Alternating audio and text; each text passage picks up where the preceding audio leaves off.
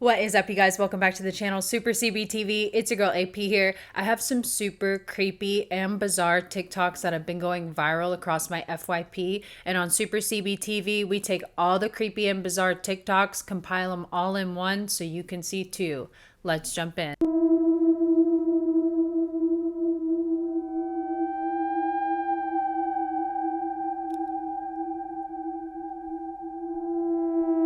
Our friend thinks you're kind of cute. Was watching TV when she sees this everywhere.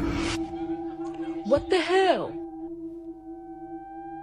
Nivea was watching YouTube on TV when all of a sudden everyone had black eyes and blood around their mouth on all channels. My TV is freaking possessed. Any video I click on YouTube, they have black eyes or blood on them. Check this out. Totally random. Totally random. What the hell? I'm gonna do a totally different video. Check this out. This is supposed to be Family Guy. And it's only YouTube, because look, I'll go to a different app. Hold on. Let me go to my Fire Stick.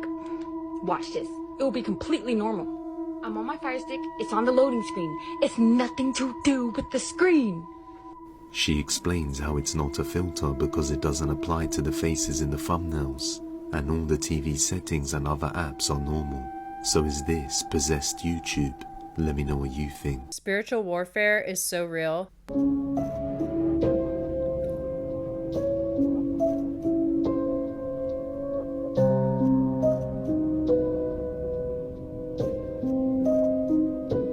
Mysteriously is kind of a stretch. They have been in space for over a year, and I'm sure their body needs a little adjusting. Look!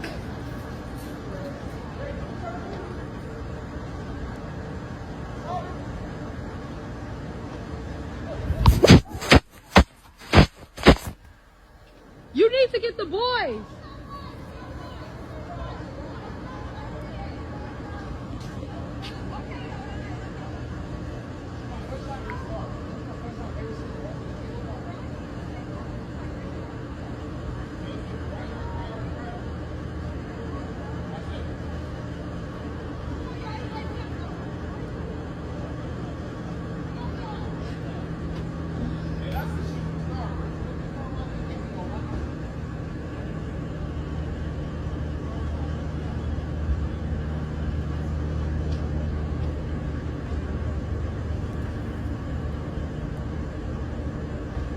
I thought it was just a clip from the movie Arrival, but it looks like we might have gotten an arrival of our own. There ain't nobody else out here at this park but me and my son. Brought him out here to play. I'm over there on the swing, and I look over here. What the fuck? Y'all. I think it's time for Prince. Come on, baby. We're about to go. And the next thing I know, the news anchor's asking me how I fit a machete in my Chanel bag. Just in case you needed another reason not to go into the woods alone at night, I've got you covered. Crawlers are typically pale, long-limbed humanoid figures. There have been crawler sightings all over the world. Here are some first-hand encounters of crawler sightings. User Quentin Snark told this story on the crawler sightings subreddit. My friends and I used to camp a lot in the El Dorado National Forest. We had a spot along the Sopiago Springs where we used to camp a lot. One weekend, we decided to go for a 3-day foraging camp. We brought in MREs in case we couldn't find anything, some guns, and some supplies to set up shelter, but that's about it. First night was chill. We cooked a bunch of crawdads and squirrel and slept fine. The next day, something felt off to me. When night fell, my friends went 200 yards or so up the stream to do some stuff, and I was alone in camp. The feeling got even stronger, so I built up the fire nice and big and grabbed a gun. I kept hearing faint voices from the woods in opposite directions of where my friends went. They were low, indistinct sounds, but they were creeping me out majorly, and my buddies had taken the only 2 flashlights. As I peered out into the darkness, I caught a glimpse of something moving 50 yards or so out in the trees. I snapped the rifle to my shoulder and got the scope on it. It was pretty dark, and the only light was from the fire, but I could see the outline of what I was aiming at. It looked human, but it was on all fours, and its arms seemed a lot longer than they should. It stood a bit like an ape, but very low to the ground. I only saw it for a second before it loped off deeper into the woods. After I lost track of it, I heard light rustling in different directions around the camp, leaves scuffling, the occasional twig breaking, always away from where my friends went, on the other side of the camp from their departure.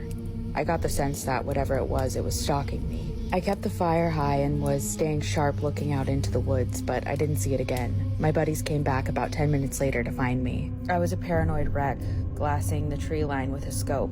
I told them what happened and they got quiet, then told me the reason they came back when they did is they started hearing the same things I did over by where they were, and it spooked them. We spent the second night of our trip with a big-ass fire and 3 lookouts. Nobody slept that night. In the morning, we broke camp as quick as we could and hightailed it out of there. We never camped in that spot again. This next story is from user Hattori Hanzo Steel, who wrote, "Hello all, upon discovering this sub, I'm reminded of an encounter I had in April of this year in John Bryan State Park in Yellow Springs, Ohio. My boyfriend and I were walking down a trail towards a bridge. About halfway down, I saw a white woman with a bob haircut. She was wearing a yellow sweater and a black vest, and was crawling out of the water and up towards the bridge. She was on all fours and came up and crossed the bridge. She wasn't wet. By the time we got to the bridge, she was already across and down the trail.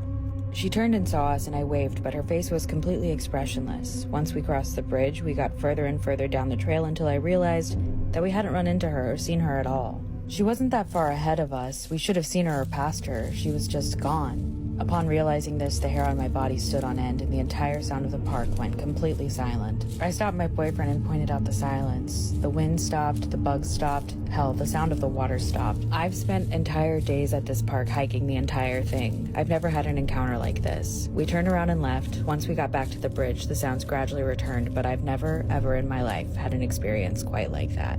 This final story is a long one, but it's worth it. It's from user capable-AD8799. "When I was 15 years old, I was part of a school trip to visit the country of Bhutan.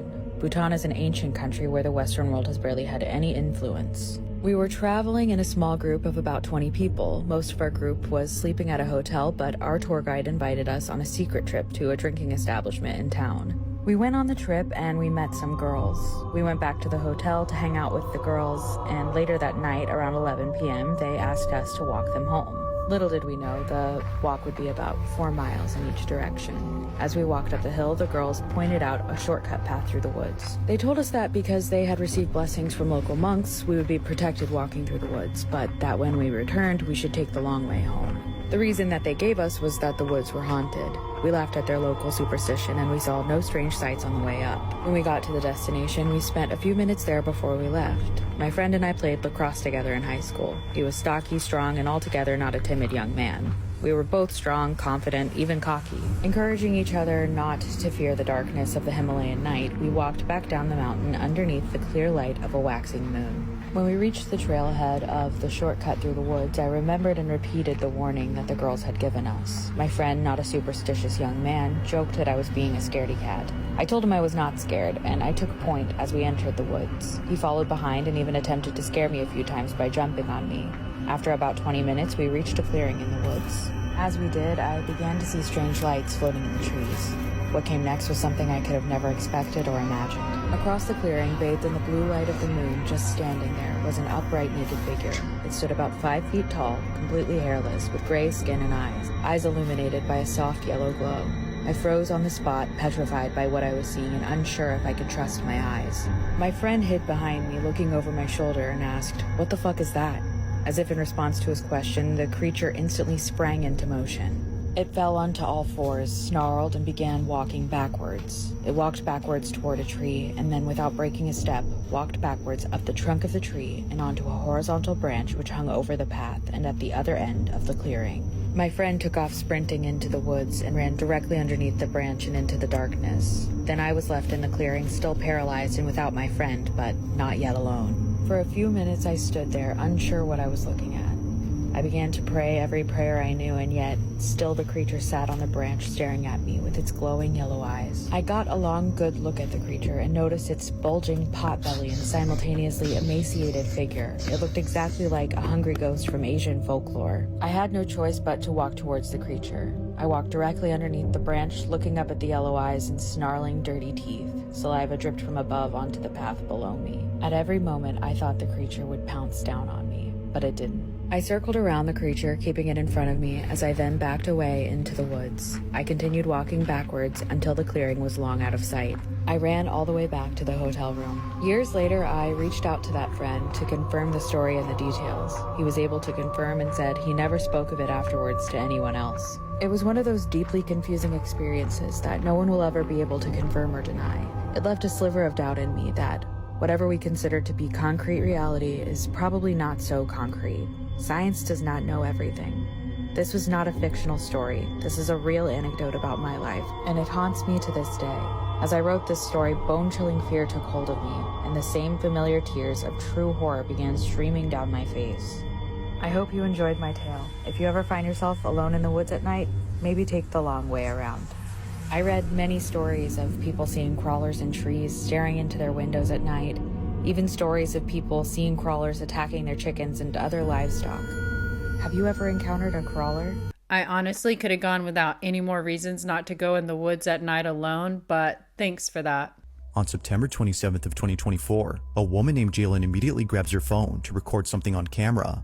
It isn't often the case that this happens, but tonight it occurred once more. Jalen had been lying in bed while doing work on her laptop when something noticeable appeared from the corner of her eye. Now, given that this incident took place at her grandparents' house, a place abundant with numerous vintage items, she finds it unsurprising that this happened. Some of these items, as she believes, could be cursed or haunted, but even if they weren't, she would still be afraid of coming back to this place, and it's all because of this incident. The following is her footage. Watch.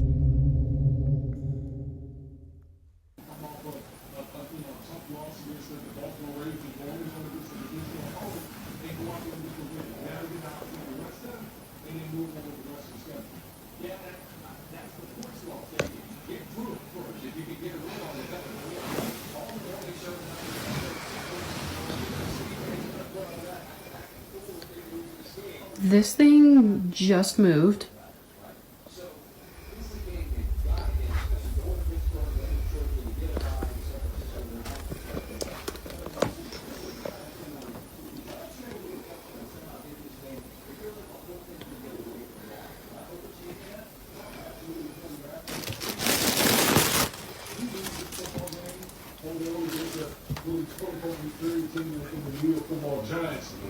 Boy, all the talking heads would have been screaming about the Dallas Cowboys and skipping fork in this organization. So again, kudos to the Cowboys going on the road, getting a good win. See how they react.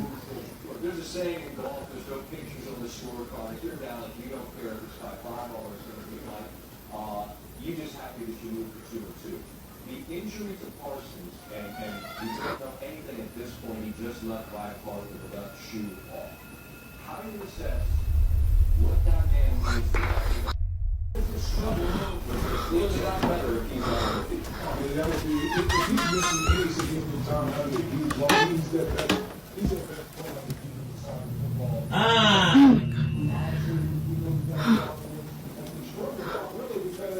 They have to be playing from the hand.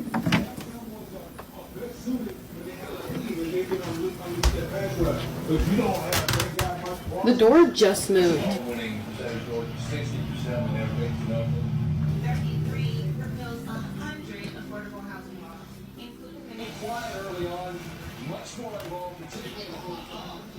The safety over the top, and you'll see right down here. A free personal Suzuki dessert. An entree plus free dessert, just $13. That's a sweet deal. We weren't able to kick a field goal late. There's a lot of involved.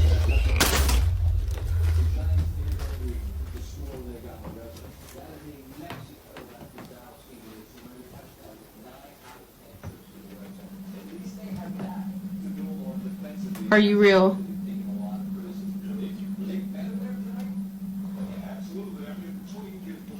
You can do it again.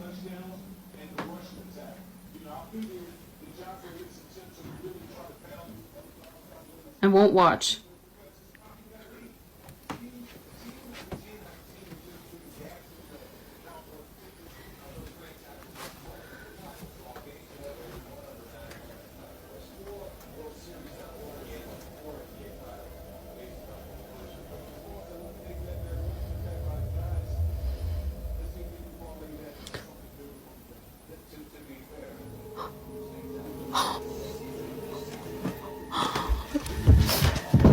I'm not gonna lie, that Paw Patrol balloon scared me more than anything. A motorcyclist is cruising on a hill when he finds an abandoned house sitting on top. He proceeds to check out the place, feeling a bit scared, as he can't help but feel an ominous vibe surrounding the property. Little does he know that something utterly horrifying would occur while exploring this place. This is what he caught.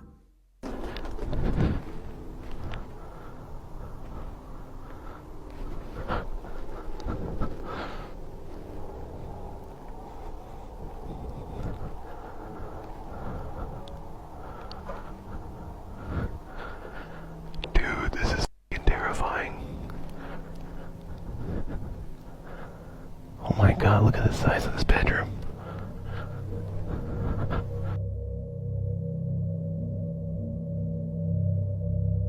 Holy shit, this is scary.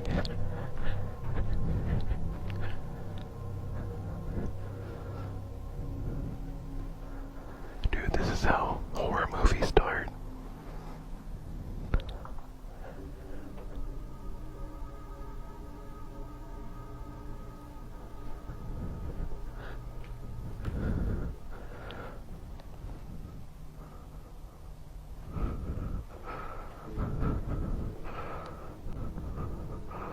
Oh my god, it's so dark in these rooms.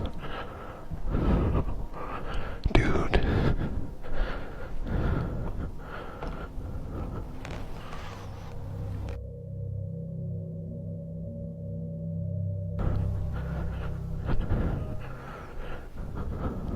Oh, fucking heebie-jeebies, dude. Dude, that dark room. I kept feeling something was gonna jump out at me. What's down here?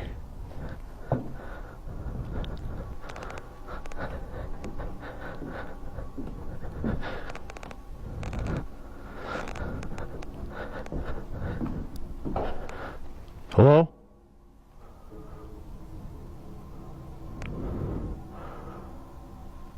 Hello?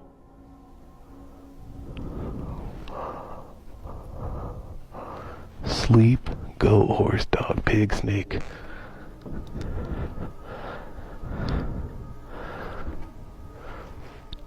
Gay, sheep, goat, horse, dog, pig, snake, bird, hermaphrodite.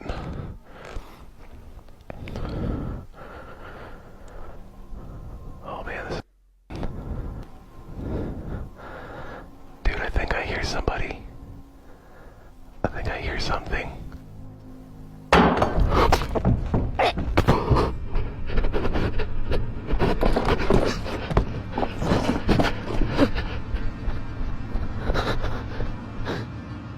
Naturally, as anyone would, the motorcyclist leaves the property at once, feeling totally spooked. Most viewers believe that whatever was thrown had to be done by a poltergeist or something paranormal, as the general atmosphere of the place seems to suggest this. Then again, a few believe that it could have been a homeless individual who was using the house for shelter. Whatever the case might be, there's no doubting that the encounter itself is pretty scary. It isn't known if the motorcyclist will be coming back to explore this place further, but given what occurred, it seems highly unlikely that he would. As always, what are your thoughts on this? A good rule of thumb that somebody told me if you're exploring abandoned places or buildings is if there's not a lot of graffiti, run.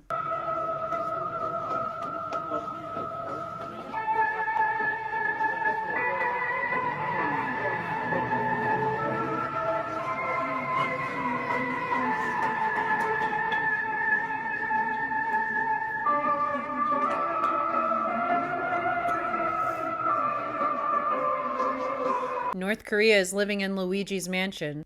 But my favorite object is this one. I was working with a dealer in New York who would send me images of sarcophaguses that were up for auction, and they were always a little bit too colorful, and they always kind of looked a little fake to me. But anyway, finally this one came, and so it was so worth the wait. We call her Liza, after Liza Minnelli. Isn't this the literal definition of grave robbing? Somebody need to go check on Jaden Smith. And that somebody, I'm talking about Will. Will, go check on your son. So y'all, this man uploaded a video a while ago And in this video, he just crying, y'all. I'm talking about crying profusely. But he not just crying. He's showing the area around him and he's crying. To me, it was like he was trying to tell us something without saying it. The area that he was showing, it looked like he was in LA. Y'all correct me if I'm wrong. But like I said, you don't just cry like that. And then him showing the area, the shit was weirding me out, fool. But y'all, this is the video I'm talking about. Look at this shit. Look, y'all. He boo-hoo crying. And then he's showing the area. Like, what the fuck is going on? What is he trying to say? Do anybody know? Let me know down in the comments. What do we mean by this? I think the stars are falling. Putting in that work. Keep putting in that work. You know why? You're almost there. You're almost there. It's gonna pay off. It's gonna pay off. He stuck his tongue out like that's the good kind of hurt. And with that, we are out, you guys. Don't forget to give me a like and a sub on your way out. Hit that notification bell so you don't miss any of our future episodes. And of course, I'll see you guys in the next one. Bye bye.